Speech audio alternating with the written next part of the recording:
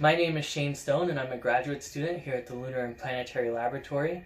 I'm in the final year of my PhD, which means I'm at a pretty critical point in my career where I'm searching for a postdoctoral position. This is a job that I will have for the next 2 years and that I will use to transition into something more permanent.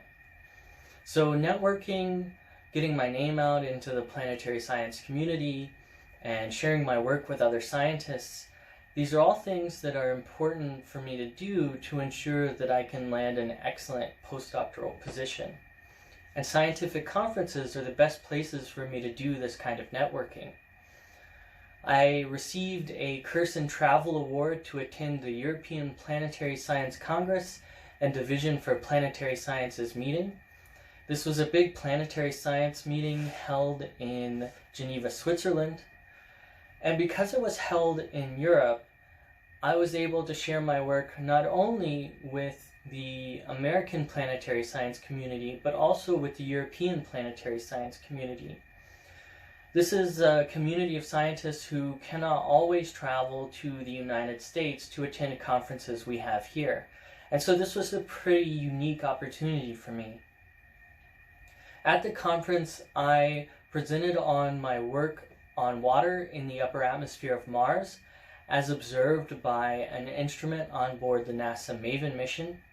This work is important because it helps to explain how Mars became the cold and dry planet that it is today, as opposed to the warm and wet planet that it must have been billions of years ago.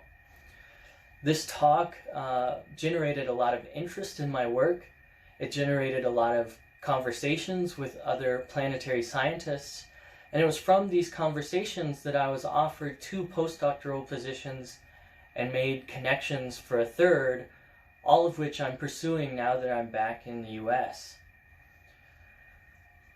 So this was a fairly priceless experience in that not only did I make a lot of connections with scientists that will last likely for the rest of my career, but the experience made an immediate impact on the number and quality of postdoctoral positions that are available to me.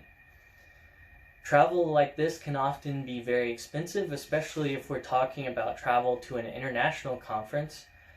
And so it's funding from donors that can really be the deciding factor in whether or not graduate students like me have this opportunity at all.